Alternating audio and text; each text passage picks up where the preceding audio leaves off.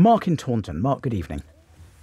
Yeah, hi, Daniel. I've got a bit of a weird one for you. So I've got a customer who's suing me, despite the fact that I've offered them a refund on at least 25 occasions. They're refusing to accept it for goods that were ordered in my store that were bespoke, made to measure for them in two parts, foam and a cover. Gentleman said he wasn't happy with it. We said, don't worry, we don't like unhappy customers. Bring it back. He only brought half the goods back. So he said, listen, we can't refund you until you bring the cover back. He said, I don't live locally. I'll send it to you. I said, good. Sent the cover back. I said, great, got it all.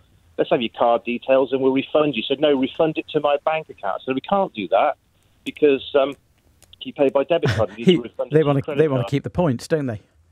Well, I don't know what his game is, but he's now suing me for 750 quid against a sale of 350 quid. I've even written to him and said, look, by all means sue me, right? Let me give you the refund anyway and sue me for the difference of these spurious charges you think you're entitled to. And then I even did the partial acceptance on the claim form and was ordered by the court to pay him in 14 days. And he still refused to accept the money. So he went through, arbitration. And he said, well, actually, my cost was 60 quid to get this other piece back to me. I said, don't worry, I'll give you that. And then he refused to accept that. So we're going to court in a few months' time in Weymouth somewhere. So my question to you, Daniel, is, should I just go and enjoy the ride? Because it seems to me that the guy's a bit... What's he saying the extra £400 is for? 350 to 750? Oh, stress... loss of earnings. Okay, he won't get that. Oh, legal advice, all things you can't claim from the small claims court. You can't get that in the small claims court. And it sounds like you're pretty on the ball here, Mark. Anyway, look, I can't tell you whether you should go along. You'll be ordered to pay the 350. You've always accepted. You're willing to pay that. So big deal. He's not going to win the extra £400. Frankly, if it was me, what's the distance between Taunton and Weymouth? How long is it going to take you to get there? Oh, it's going to take about an hour and a half, but it's a day out. And the thing is that for me is, I think, am I not entitled to the cost? Because the judge will look at this and say, why have you brought this? Mr. Harris has already offered you the money. Why have you wasted the court's time?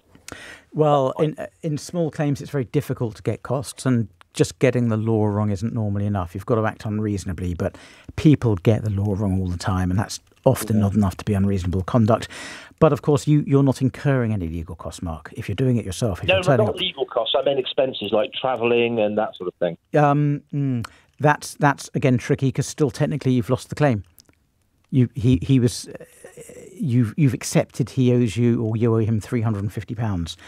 I don't think that. I mean, there's no problem having it. I know. I don't think you'll get it, but by all means, go along, have a fun day out. Personally, I don't think it would be worth losing a day's work for a bit of fun. Do you think I should just pay it to his bank account as opposed to paying it to his debit card? Because I think the guy is a bit unhinged, and it just struck me that next thing I'd get is a chargeback, as well as paying the £350. Well, I don't think it matters what way you pay it, because if you send him a cheque or pay it directly into his bank account and then you subsequently get a chargeback, you can just challenge the chargeback with the bank and say, no, reverse the chargeback, please, because here's me paying him back. That's not that straightforward either, Daniel, because then what happens to do a second chargeback, it goes to arbitration, it costs you hundreds of pounds. I've been in that situation so many times before, and I tend to go by consumer contract regulations, which say you should pay it, you should be refunded on the same methodology. But you're absolutely right. Normally, it is done by the same method. Again, you've just got to take a view on the commercial risks here, Mark. Can you send him a cheque? He won't. 2024, Daniel. I know. He won't cash it, but at least you can show you've sent it to him. Well, or you just don't have a chequebook anymore. Yeah, well, listen, nice to talk to you, buddy. Thanks Mark, I'm guessing you phoned up not because you wanted legal advice, but you just wanted to share your experience. Kinda. Yeah, exactly. Well, look, Weymouth is a lovely place. Have a great day out, and I hope you enjoy it. But you know the position better than I do, I imagine, which is that you'll have to pay him the 350 by some method, and he won't get the 400 out of you.